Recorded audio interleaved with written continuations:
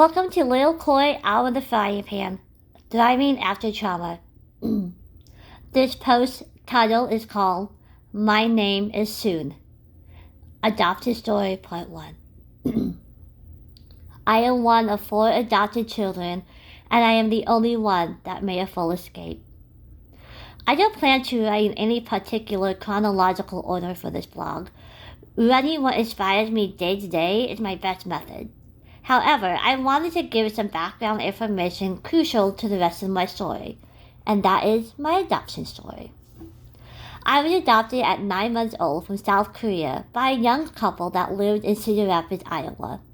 I was their second adopted child. 2 years prior, they had adopted a 6-day-old son from the state of Nebraska. When I was 5, they would go on to adopt 2 other children from Iowa. My adopted mother could not have children of their own, so they opted into adopting. I don't have many facts about my life before adoption.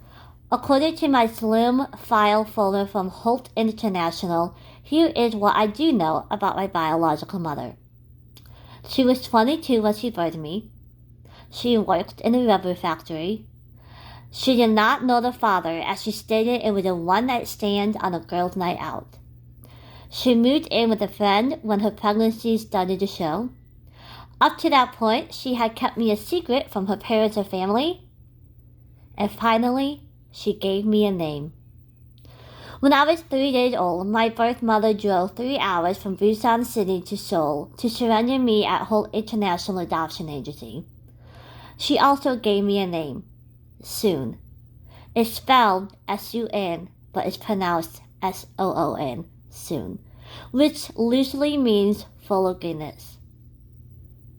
I have searched for her, but unfortunately she did not leave any identifying information in her file.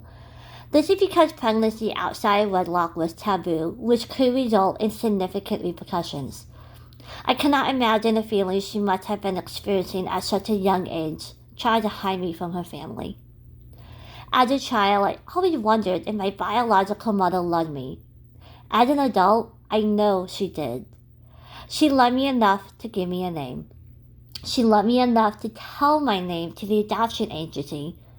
And she loved me enough to research adoption agencies and drive the distance to surrender me to a better life at 3 days old. She still loves me.